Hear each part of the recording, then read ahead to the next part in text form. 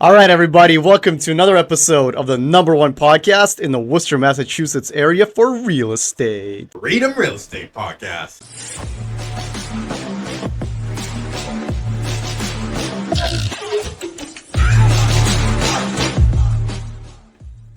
All right, we're going to start off with a juicy one for you guys. Andrew, masterminds. What do you think about them? Are they useful? What do people need to know? So if anybody has read the book, Think or Grow Rich, you know the importance of masterminds.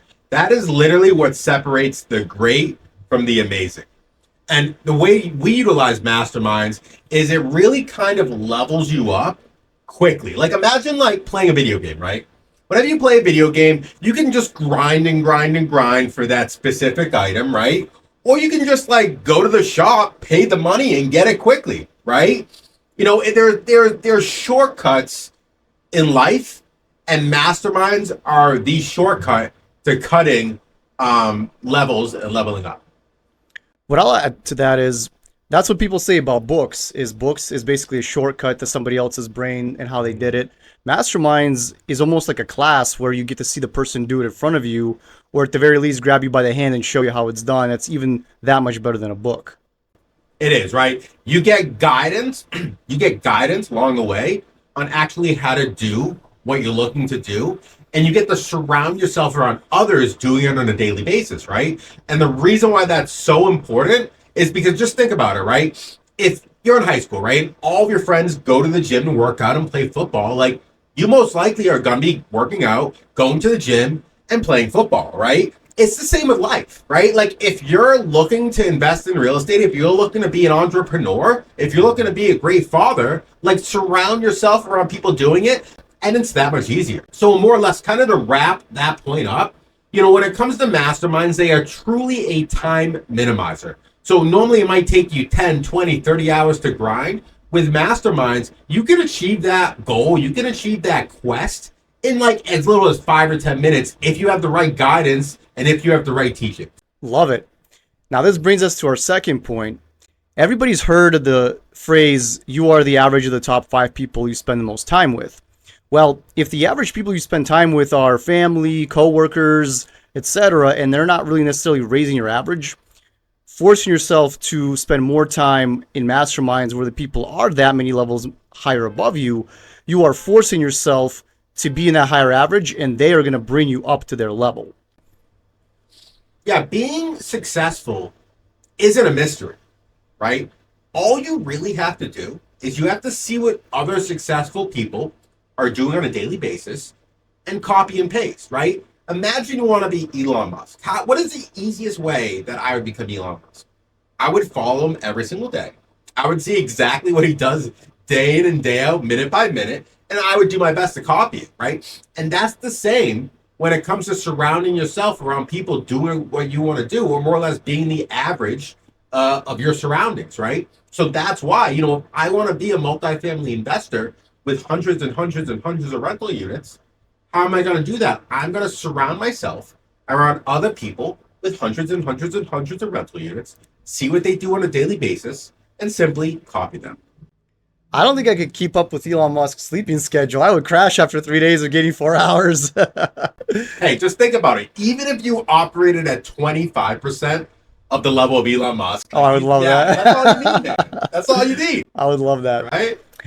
And a little caveat to that also is, generally speaking, if you're surrounded by 5 or 6 guys that are a few levels above you, they've probably ran into an issue that you're running into now. You can ask them for advice and they'll give you some strategies of what they did instead of having to figure it out for yourself. Yeah, you know, I'll just give you a quick example, right? Like me and my partner, we wanted to build this large private equity firm. We're buying hundreds and hundreds and hundreds of rental units, right?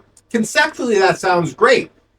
You know, in practice, we're getting these, 10, 20, 50 unit complexes under contract, and that requires a lot of money to lock up in the form of soft costs and in the form of deposits, right? So, this was a big issue. We had a lot of money out, while we had all these properties under contract, bringing them to close. So I went to one of these masterminds. I met somebody who had, 1,500 units, right? And I explained my dilemma to him, right? And I'm like, this has been an issue for us for months. How can I resolve this? I can't get over this issue. He's like, that's a simple solution. I'm like, what's the solution? He's like, build in a 2% acquisition fee or buyer's commission. You're an agent, right? I'm like, yeah, I'm an agent. Build a 2% buyer's commission in every offer and see if they accept it. And I'm like, will they really accept a 2% commission on a large property like that? I thought that was unconventional when it comes to commercial property. He's like, ask for it. The worst they're going to do is say no. With that one piece of advice, I increased the revenue in our business by $250,000. Right? Wow. With that 5-minute piece of advice. That is a hell of a piece of advice right there. Write it down, folks. And now on to our third point, which is built-in accountability. Tell me about your favorite part about that, Andrew. So the great thing about accountability is people call you out on your bullshit, right? Like, say, for example, I told you I'm going to do something, and a week later we have to meet, and I have to present to you that I'm going to do it. If I come to that meeting and I don't do that thing, I'm going to feel like a freaking idiot, right? And that's a ton of incentive for me to ensure I'm actually going to do what I say I'm going to do. There's a study that basically says the very act of you writing out your goals increases the chance that they'll get accomplished by something like 90%. If you write them down and there's other people watching you and then asking you, hey, did you do that thing that we all wrote down and we see it right here the following week? That's going to be even that much more pressure to get your stuff done before the next meeting. Accountability is a really powerful thing. I'm sure a lot of people have heard of the study by Dr. Matthews that just the act of writing down your goals increases the chance that you'll achieve them by 30-40%. But now imagine you wrote down your goals and you have people in your mastermind that are watching you write it down and then telling you the following week, hey, did you do this thing that you wrote down? Imagine the pressure. You cannot screw up. You absolutely have to achieve those goals or you're going to be embarrassed in front of your peer group. Exactly. Peer pressure is a powerful thing, right? Mm-hmm. And it can be used towards your disadvantage. Think about high school, right? All the stupid things we did, right? Or it can be used towards your advantage in regards to achieving your goals and creating the dream life you want to live in regards to having your mastermind hold you accountable for those actions you said you got to do. Mm-hmm. Love it. And I believe that brings us to our last point. Basically, you have a built-in network of potential partners. If you guys are analyzing deals together, or if you are maybe looking to partner up on a bigger deal, you already have a group right there where people might be interested. Maybe together you can take down a bigger goal that individually one of you could not. Yeah, I mean, good point, Artem. In addition to that, it's a really good sandbox to see who you would and would not partner with. So as you scale in this business world, you got to come to realize that you can do everything yourself and you're going to hit a bridge, right? And if you really want to grow to extraordinary levels, you have to partner and you have to collaborate with other people, right?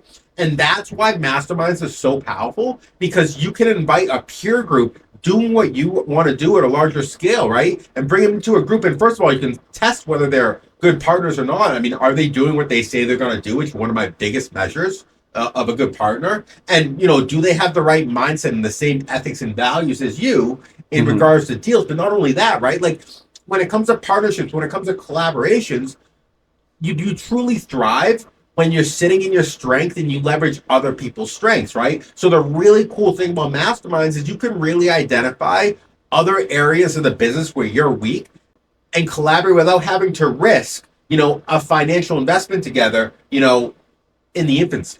One of the biggest mistakes in business is somebody partnering and marrying somebody and going all in before you really understand if it makes sense or not. And what's great about a mastermind is you can really test out this partnership before you really have to commit to that marriage. Mm-hmm. Love it.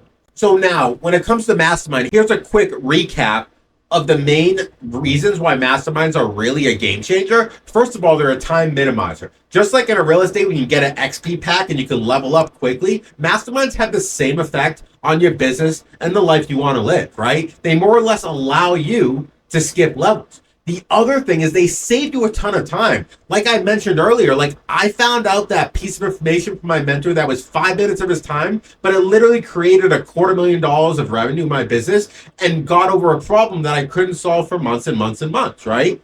The next quality on why masterminds are extremely powerful is it raises your average, right? So like I said, if you're surrounding yourself around people making it happen, and you get to see what they do on a daily basis, you could really level up that much quicker simply by updating and changing your daily habits to align with theirs. The next value, which is incredibly powerful when it comes to masterminds, is accountability. Like people holding your feet to the fire and essentially using peer pressure for a positive outcome, right? And lastly, masterminds are a really great sandbox to understand if a partnership or collaboration may or may not make sense, and whether people's strengths and weaknesses interact with yours in an effective manner. So, these are the main reasons why you can really utilize masterminds to level up beyond levels you never thought were possible. So with this, I really hope we inspired you guys to consider masterminds as another tool in your tool belt of getting to that next level. And you can go about it several ways. You can either pay to join an existing mastermind or find a local one, or you can start your own with other like-minded friends and colleagues that are all going towards the same goal. As a matter of fact, that's actually how Andrew and I started working together. Is I joined his mastermind a couple years back, and look at us now. Yeah, I mean, you're exactly right, Artem. I mean, you could pay for masterminds, you could create your own, and full transparency, I've done both, right? I'm part of GoBundance, which is a nationwide mastermind, for high productive net worth individuals, right? And I have to pay upwards of $10,000 for that. I've also created free masterminds by identifying local investors in my area, doing what I want to do at a larger scale, just simply reaching out to them and setting up a weekly call, right? So there's different ways on how you can set up masterminds, but ultimately they are truly the secret sauce to leveling up in this world today. Nice, love it. So Artem, you want to talk about a real power move in real estate? Always. Well, the main power move in real estate that you can really do to really shape a market is start a local real estate meetup, right? So let me ask you this, Artem. What value have you seen from attending meetups?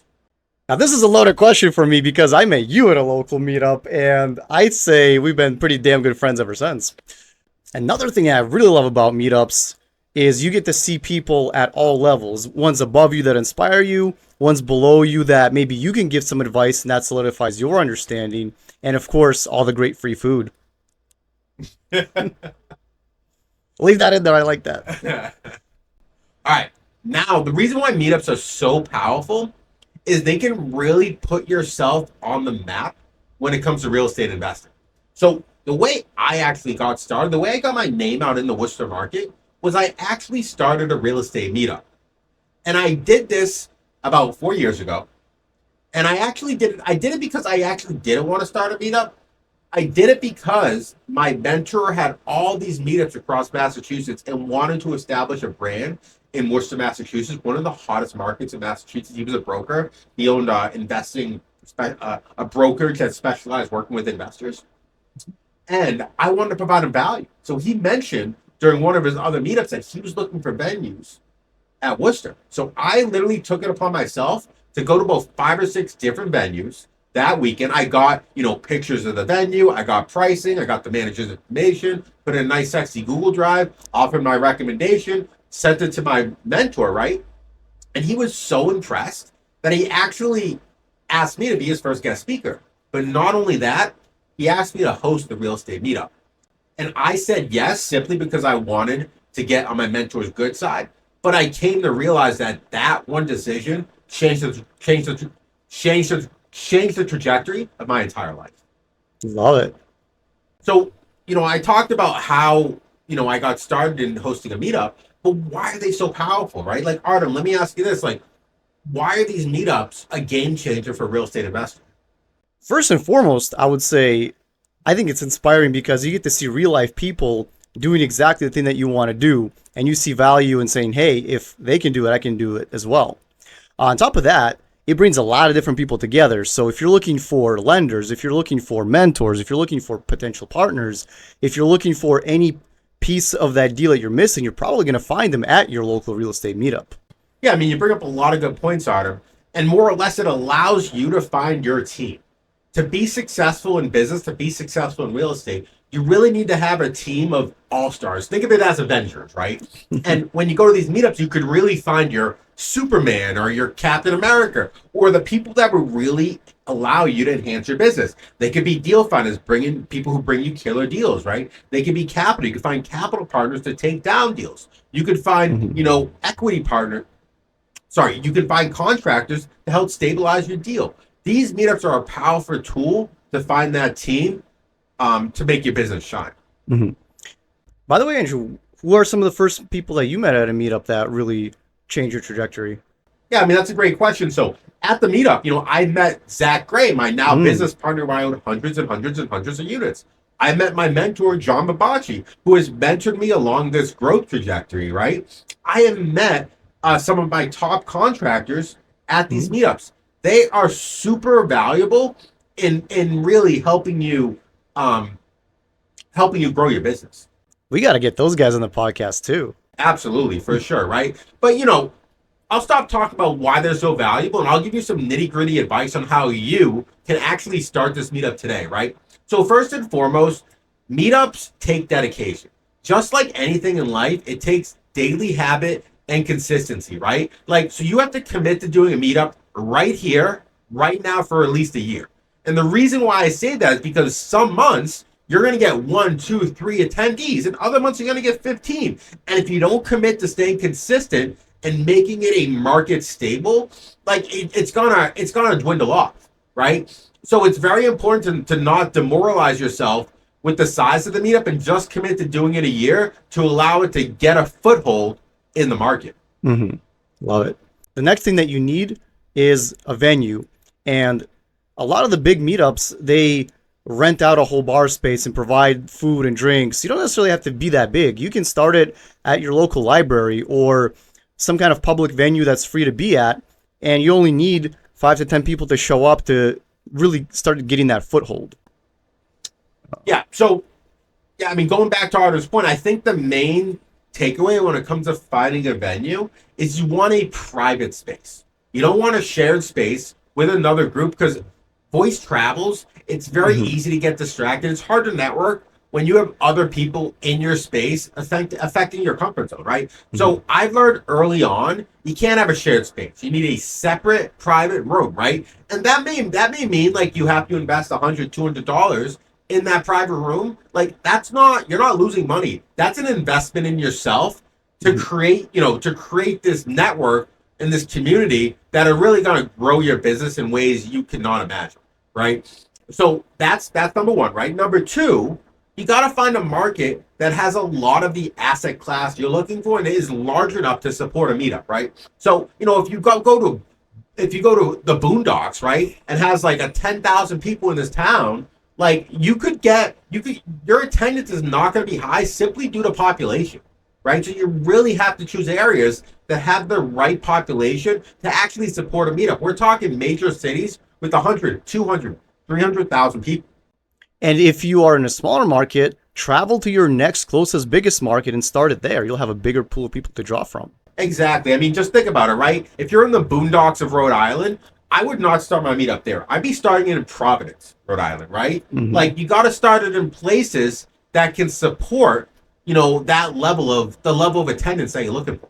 So, I think the main goal with starting the meetup is not to get a huge crowd. It's to at least get 10 to 15 people in a room just to start that collaboration. And when you do these meetups, you don't want a talking head up there. You don't want to sell anybody everything. What you want is you want to start a conversation on how people are doing this real estate thing today and how other people can do it too, right? You want it to be conversational. You want to lead with value. You want it to lead with the proposition of how this meetup, how this advice can help you out by you, I mean your attendees, right? So that's the key with starting a meetup. And when you create that community, when you create that value, it will grow. Because ultimately the point is to make connections. It's to learn from each other. It's to give each other advice and maybe cultivate partnerships. It's not necessarily to sell something or get somebody into somebody's face. Exactly, right?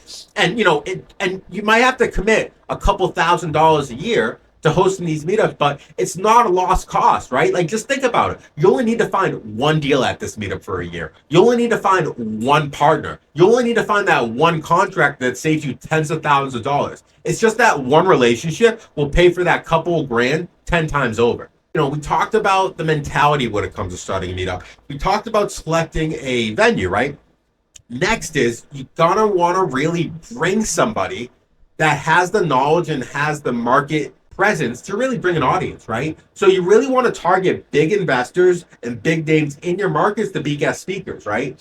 And you want to keep in mind, like, you want to provide value to your audience, but not only that, you want to provide value to your guest speakers. And there's a multitude of reasons for that. First of all, they might be great collaborators and partners on future deals, right?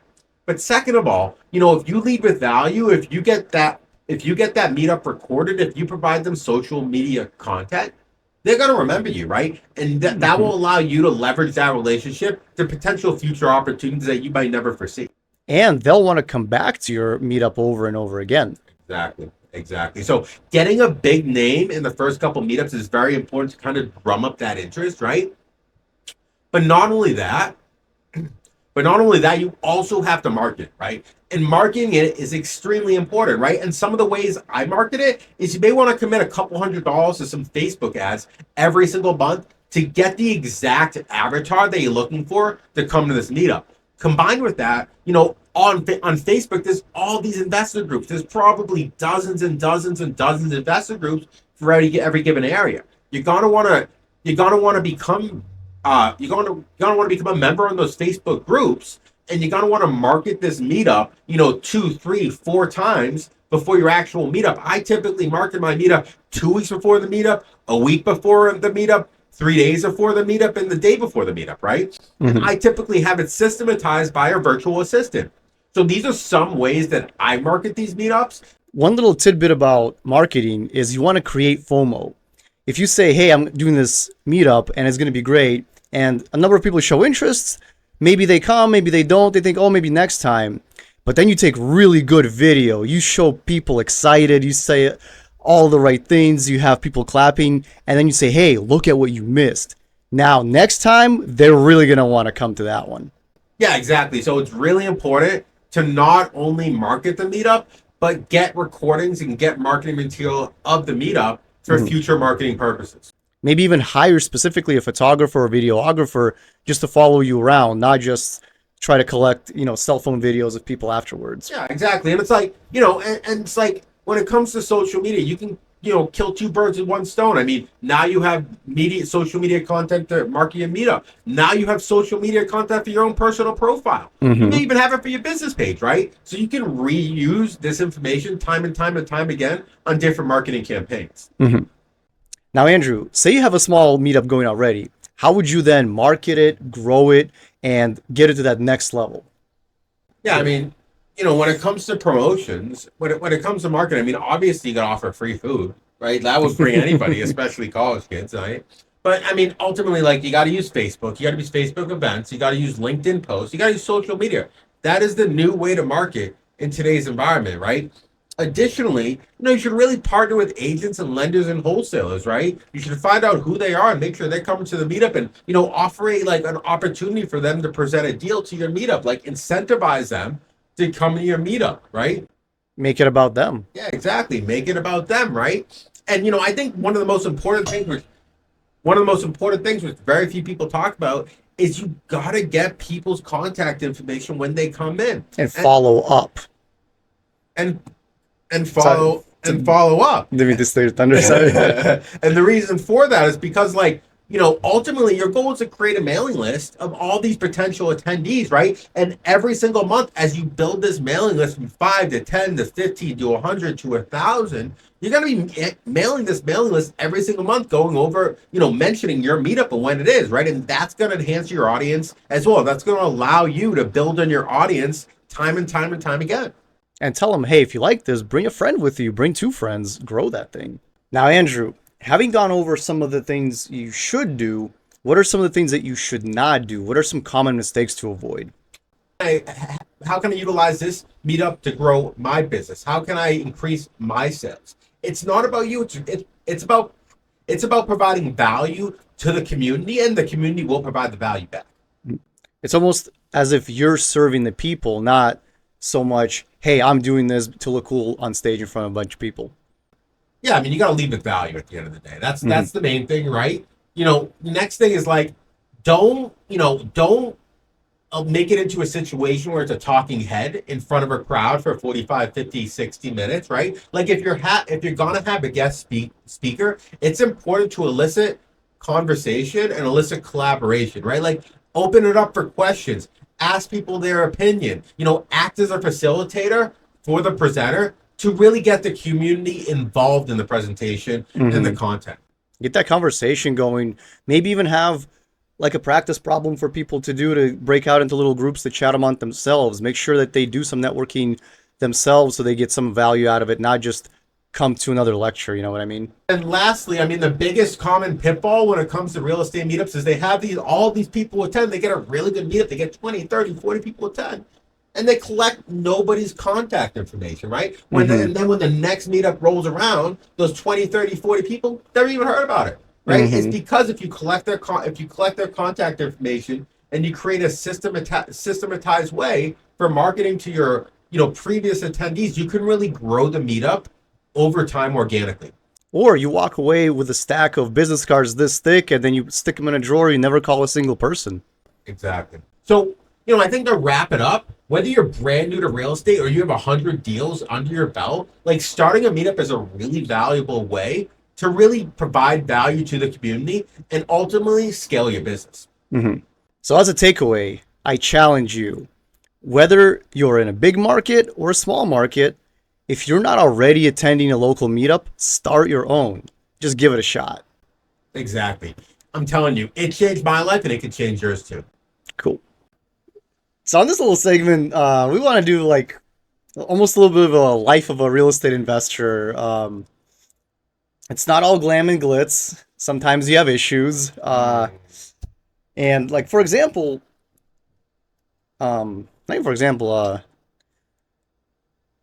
just something that we want to make it clear to the audience is it's not like a bunch of highlight reels of, hey, we got this property for this price, we made this ROI, we got this much money back, boom, that's it, done, like a nice little Facebook or Instagram post. I mean, it can be messy, it can be, hair pulling, stressful, and I guess I just want to share like a little bit of some of the issues that we're experiencing. For example, we're doing this one flip in Southborough, and man, I mean, just from day one, we had a wild goose that chased us on the walkthrough.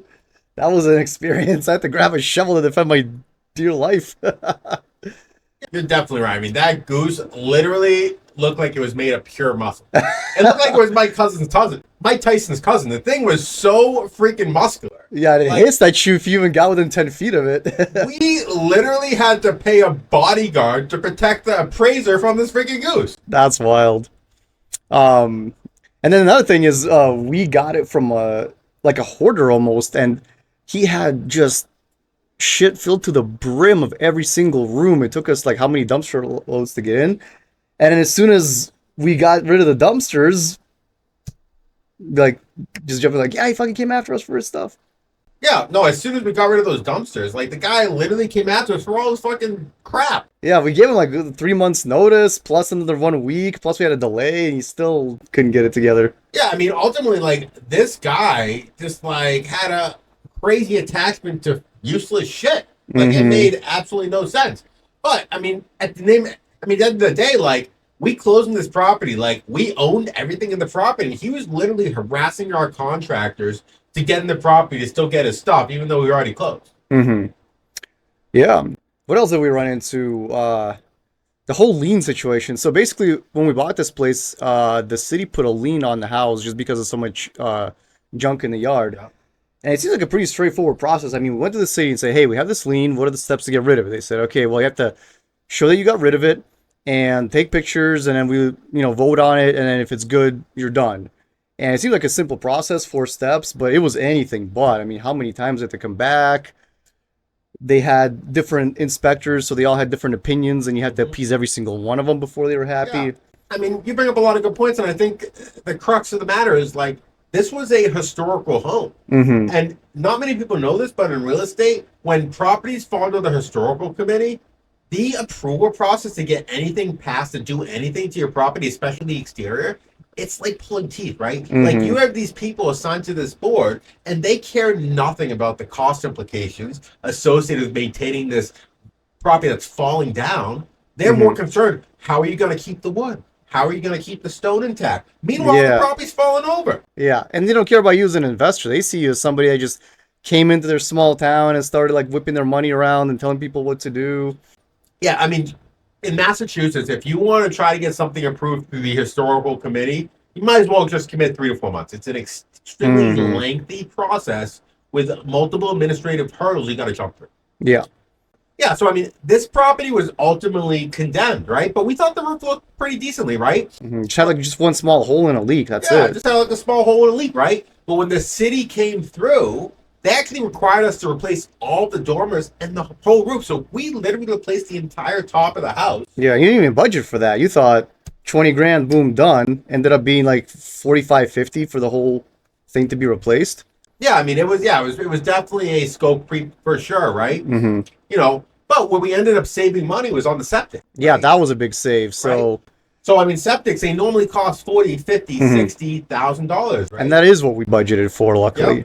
Yep. And then the thing about septic, which not many people talk about, septics have bedroom restrictions, right? So if you have a septic system, it's literally allowed only up to 4, 5, 6, 7 bedrooms. It has restrictions, right? Mm-hmm. So if your business plan is to increase the bedroom count, increase the square footage, you better be sure your septic can support that change. Or if you're going to replace a septic, something that we learned, you have to have a yard big enough. You have to have a certain amount of setbacks. You can't just plop in a bigger septic tank just because you decide you want to increase the size of the house. Yeah. The city can come down and shut you down before you even do that. Exactly. I mean, just for example, on a completely separate project, we had to do a septic.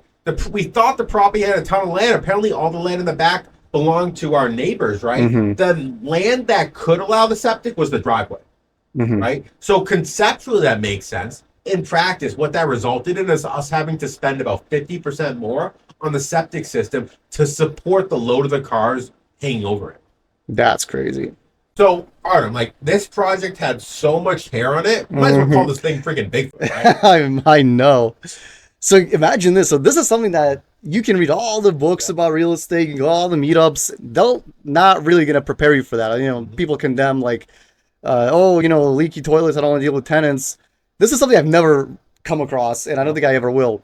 So the lender at like Tuesday, 9:00 at night, sends me this letter. It says, hey, we got this notice from the city that says you owe us something like 10 or 15 grand for having to board up this house before we even owned it. And because of this, we're going to need to have this issue resolved before we can release more money. And we need the money because we want to pay Johnny, our contractor, and we can't pay him because the lender won't give us the next draw. And so that just grinded everything to a halt. Like, how do we solve this thing? Yeah, I mean, imagine you owe your contractor $50,000, right? And the bank's funding all this renovations, and they literally just shut off all the funding due to something completely out of your control for something that happened before you even owned the property, right? Mm-hmm. So more or less, we have our go-to contractor who does multiple jobs with us getting extremely angry with us because they're not paying him the money that we owe him at the time because the lender's restricting our funds, right? Like, ultimately, like, we had to cover the bill out of our own money in the short term to keep our contractor happy. We ultimately did resolve it, right? But it wasn't a fun endeavor. No, it took us quite a while. So the work had to continue. The contractor had to be paid. The bills had to come in while at the same time we're fighting the city. We're trying to prove this was the previous owner, not us. It took so many hoops to jump through this thing, and then finally we got it cleared. Then we could give that to the lender. The lender then could give us the money. We could then give the money to the contractor. The contractor continued to do the work, but he threatened to stop working for us for a little while. Exactly.